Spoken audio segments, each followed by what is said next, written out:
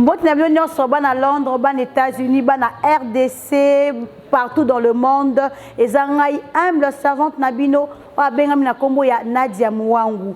En tout cas, vous en habitude ya kolanda biso na chaîne na biso YouTube et bengami na kombo ya Full Business TV. Chaîne oyo e kambami na mosali na Nzambe o abengami na kombo ya Pasteur James Mbia. En tout cas, lelo toyebi que tozo rappeler bana mboka, tozo rappeler mokili mobimba. Et le comme on est le ko le kanambo kana biso RDC. Nebi ke si boyo ki o mais biso na chaîne na biso, to meki moi ko rappeler bino muke ndenge elekaki na ba proposition ya batu. Alors ezalaki bongo démission ya premier ministre Sylvestre Ilunga. Oyo azaki pe nommé na ordonnance présidentielle et pas ya yemoko président na biso Félix Antoine Tshisekedi Tshilombo. Ezalaki jour akene ko déposer démission na ye et pas ya yemoko mokonzi mboka. Alors et coïncide ki pe ba député ya mboka na biso ba kene ko zwa salaire na bango o ba bengi honoraire.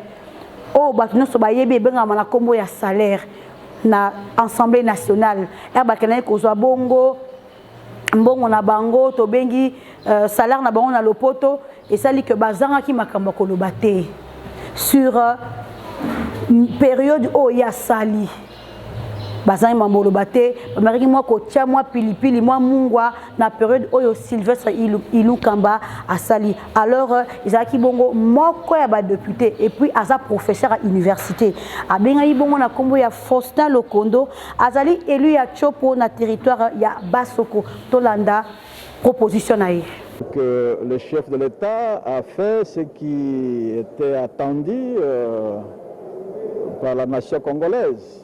Tout le monde sait que le Premier ministre Sylvestre Ilunga avait déposé sa démission. Il était tout à fait normal qu'on soit fixé sur le nom de son successeur. Et le chef de l'État, dans le cadre de son pouvoir discrétionnaire, il a fait connaître à la nation le nouveau chef de gouvernement. Et je pense que tout ce qu'on peut faire, c'est de prendre acte. Mais ce qui reste maintenant, c'est de voir comment ce jeune Premier ministre va s'y prendre pour répondre d'abord aux attentes du peuple et aussi pour répondre à tout ce que le chef de l'État a promis à la nation. Donc nous devons lui accorder le bénéfice des doutes et nous devons le voir à l'œuvre.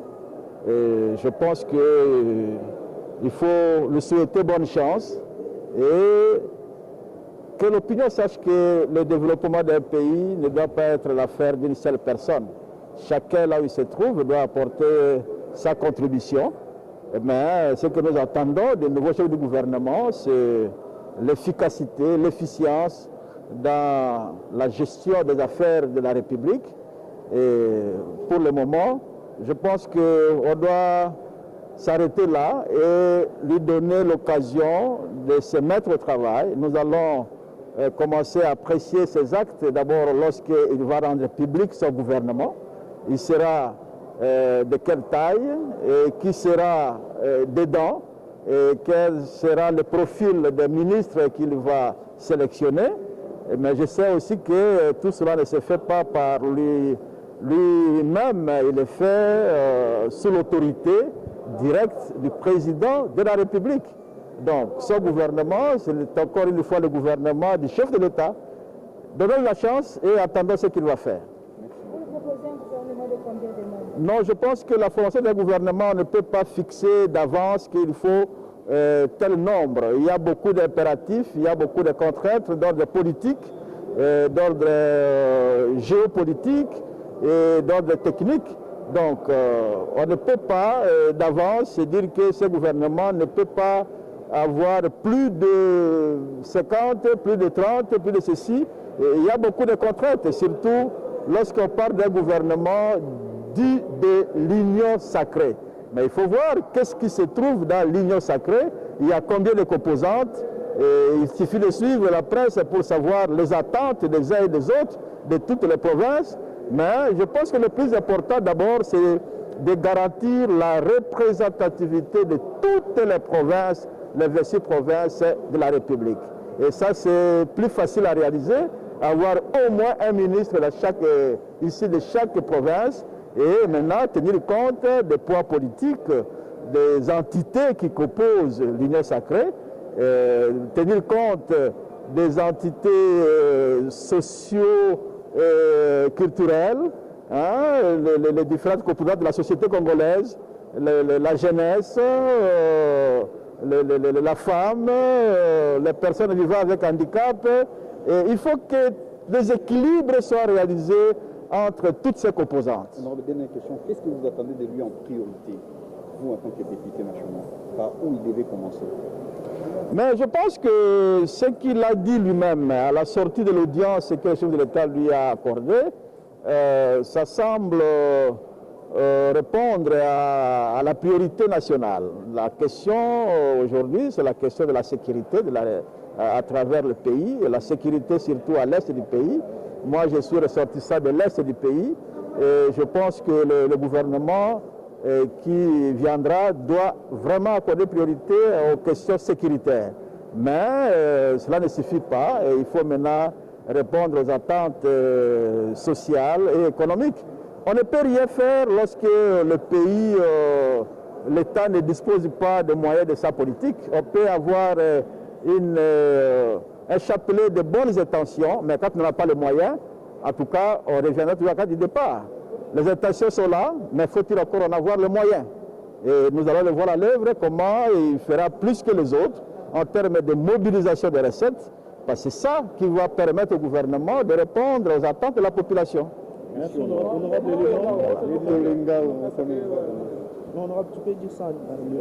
Je suis professeur Faustin Towenga Olokundo, député national élu du territoire de Bassoko dans la Chopo.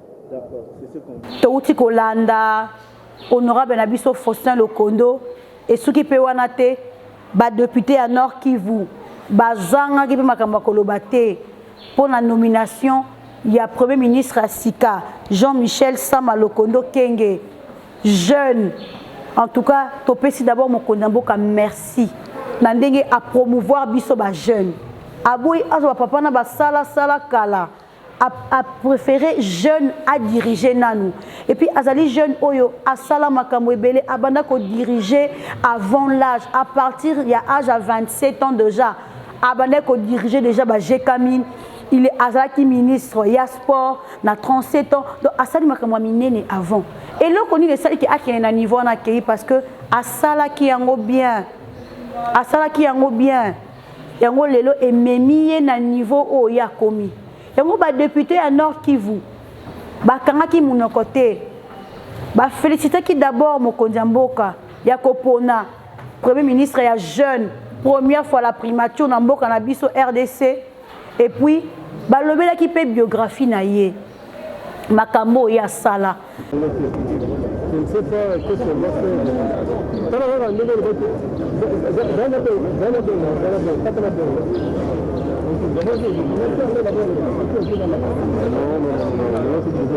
Ba député à Nord Kivu elandaki na ndenge tata mokonzi ya mboka aponi Jean-Michel Sama Lukonde Kenge lokola premier ministre na biso.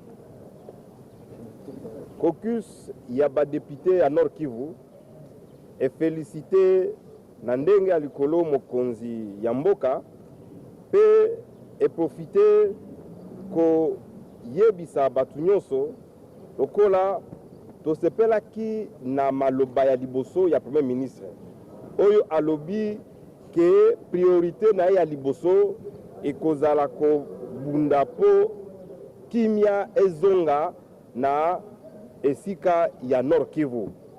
Eloko wana esepelisaki ba député na population nyonso ya Nord Kivu parce que eza esika oyo batu bazo continuer kokufa basi bazo kata bango na violence eza na niveau et oyo eleki makasi. To profiter pe ko remercier mokonzi tata mboka na maponi oyo asali pona kotia jeunesse oyo abimi lelo aza jeune lokola ba jeune belé na Congo eloko wana esepelisi pe ba député à Nord Kivu pe eza signe oyo ezolakisa ke makambo ezozonga na ndenge ifale esalema. Na suka to promettre que to soutenir gouvernement oyo, to soutenir pe premier ministre, pe to yebi ke priorité na bango ekozala kozongisa kimia na mboka na biso eza maloba ya ba député ya Nord Kivu. Et on a koloba na ba politicien na biso ata ba PCO au diriger chef du quartier ba PCO poste wana sala yango bien assainir yango yekolisa bato aveni na yo ya quartier na yo que samedi matin faut salongo salama il faut bokomba libosa bandako na bino bazo mona na ozo sala bongo et ko sala que et promouvoir yo ton exemple munene ya bourgmestre na biso commune ya Kitambo Tengetelito azui ba poste belé azaki bourgmestre il était parmi les meilleurs bourgmestres ya RDC parce que la commune ya Kitambo azaki parmi ba commune assainie na propre Kitambo ko le gato mona babwaki Maya Thompson. C'est rare le quoi ba commune musu ndenge zalaka. Et ça dit que ba kondi ba chaque misu ba tombo la qui. Akomaki ministre provincial avec au soumet intérim ya munene ya ministre adi intérim ya intérieur. Et si quand on a biso doli makambo azalaki makambo ebele botela ki ndonga so doli makambo et ko ça qui a ke prison. Ba pozaki belé et puis boye ba ki azaki même pas na PPRD. Tengalaki na PPRD bazwa ke poanini mokonza mboka monaki que asali musala malamu bato ebele balobelaki musala na ye lesaki batombola ye a assumé intérim ya doli makambo pour un temps ya mwana tolanda ye moko Jean-Michel Sama Lokondo Kenge ye moko koloba ba poste oyo azwa na vie na ye yango petit lelo choya président na biso Félix Antoine Tshisekedi Tshilombo ezaki likola mutunaye tolanda Faustine Caputo et de Stéphane Lukonde, tous deux décédés. Je suis né à Paris un 4 août et donc j'ai fêté récemment mes 43 ans.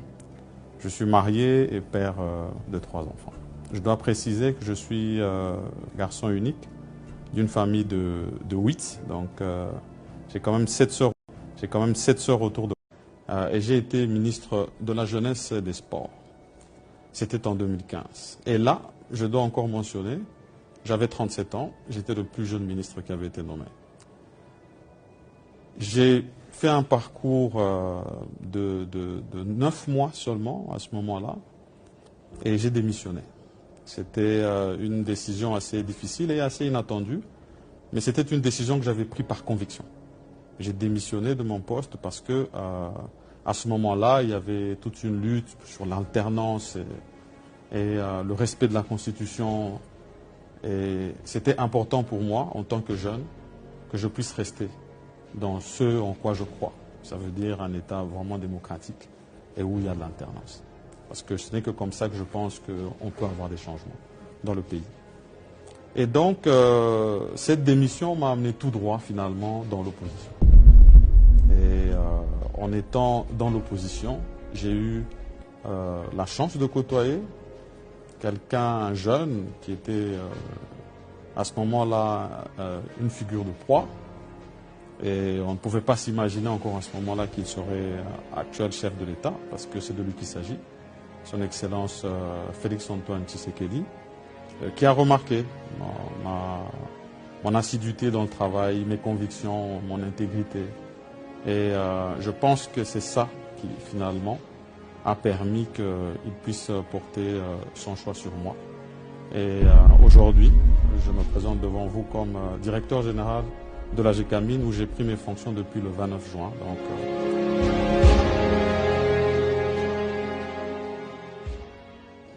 et donc, aujourd'hui, je me dis, on est dans une transition.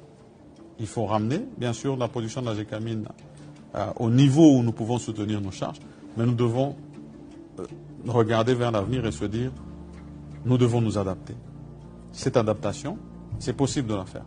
Parce que nous avons encore certains actifs miniers où nous pouvons avoir ce nouvel type d'usine. Et c'est là que nous voulons aller, vers des usines 100% Gécamine, mais qui produisent aux normes. Tolandi, Premier ministre, on a vu jeune, très jeune, et Souki Bongote, moi, quand il y a député à Moïse Katumbi, partis ensemble, vous avez pris un sur évolution en Boka, vous avez pris Tolandapé, moi, quand il y a Bango, alors belika évolution en Boka, azo félicité Koumou et Ekolo, azo pe sapé Premier ministre oyo courage à sala. Non to rappeler pe na Premier ministre na biso to yambio ne sengo to sepeli po promotion ba jeune et bandi na gouvernement o po to sala ko bossa na ba jeune te papa na ba sali mingi ba PPRD ba FCC na fini bango na le moment bete mais promouvoir pe ba jeune parce que dans PPRD il y a de jeunes. Na UDPS, il y a de jeunes. Na SID, il y a de jeunes. Na Envol, ba jeune Bazali. Na ABD, ba jeune Bazali. Na MLC, ba jeune Bazali. Zoa, ba jeune wana. Tikana nu bato ba sala kala. Ba président ba parti wana. Tikana nu bango. Zoa non pe ba o ba na se na bango. Ba bima pe. Tout en pe maele na bango. Parce que le quoi va travailler na ba maele, c'est que ba comme pe maele. Alors, Tolanda, moko ya député ya parti ya Moïse Katumbi ensemble. Suivez. Souhait na biso ya que Kolonzamba ko kopesa e boanya akoka ko kamba gouvernement d'abord ko composer gouvernement état là ba attente ya peuple congolais apesa pe bango boanya ko boka la biso ba attente ya peuple na biso e ko ka la rencontrer finalement ceux qui ba entente ya peuple ils allaient rencontrer te tokoza lokola dango tozaki na mpaka ilukamba po alongwe wana po ba nani ba attente ya peuple congolais et kokisa makite donc sengeli changement ya solo ko kozala o ba koya wana ba ko kozala musala na bango na dimeni ya penza c'est le profil et azali na nouveau banini ya politique bayebi ete tantôt azalaki na PPRD tantôt ngana osala publicité na ete na osala pe campagne na ete soki bolobi PPRD ngana ebite mais ngana yeba Sam tango azalaki na G7 na parti na ako azalaki pe ministre ya sport alongwaki kuna po groupe ya G7 tango balongwaka na AMP esika biso nyonso tozalaki liboso ye pe alongwaki atikaki mbende ya bokonzi ya ministre bon lelo soki choix esalami mpo na ye nakanisa ekozala malamu mingi tokwea na polémique te awa eyali nde démonstration biso na Moïse Katumbi tosali mpo bandeko mosusu bakanisaki ke koluka na biso bolamu ya peuple congolais etali nde positionnement na baposte biso toyali bongo te esika nyonso oyo baoki kobenga Moïse Katumbi na biso oyo tozali kosala na ye mpo tokoka kosangisa makanisi mpo mboka ekende liboso tokozala toujours prêt ya kopesa modeste contribution na biso parce que kala malamu azali lokola bamakali oyo aokanga ekolo kinambekoti lokola ye auti na nani mais azali na kati ya union sacrée bakokai kopona ete mokonzi ya mboka akokai kopona ete soki azalaka na union sacrée te lelo awa boye soki tososoli malamu lisolo ya koloba songolo pakala eyali lisusu te toyebi nani oyo mokonzi ya mboka aponi mpo akoka kozala premier ministre eloko oyo ozala litomba malamu ndenge nini akoforme gouvernement programme nini ya gouvernement bakotia en place po baya koprésente biso awa na kati ya assemblée nationale biso tozela nde formation ya gouvernement taille ya gouvernement vision na bango ekozala ndenge nini po toyeba ndenge nini tooki kosorsola tokomi na suka émission na biso en tout cas na si kopesa mbote mingi et pas pasteur na ngai pasteur James Simbia o apesi na espace kitoko boye na église na biso ACK Kitambo na commune ya Kitambo na avenue Boma numéro 35 na quartier Lisala na Kitambo et puis na bo sanité sœur na biso Fati to benge Fati Beton Libanga yaya tindaka photo makambo loba na yo ozwa avion mbango ya za somo na ACK Kitambo et pas pasteur Mbiye James la commune qui t'a précisé adresse. Commune qui ACK Kitambo, quartier Lissala na Boma 35. Sœur Nabiso Fati, ako Kimisayo. Il faut bien pembeni pour soit bi a le belo na misa batu. O ya se église. Alors on a félicité pe caméraman Nabiso. O ya magnoli pena ba image oyo. MN. Il y a ba benyi bongo. MN Merlin Tangu. Il y a magnoli pena lambi ba image oyo. Sans oublier toi la réalisatrice, il y a moi si Damienne. Hein? Sœur Damienne, il y a une réalisatrice. Mademiel de son à l'ambi penza réalisation oyo. Alors merci, on nous revoit prochainement. Ciao.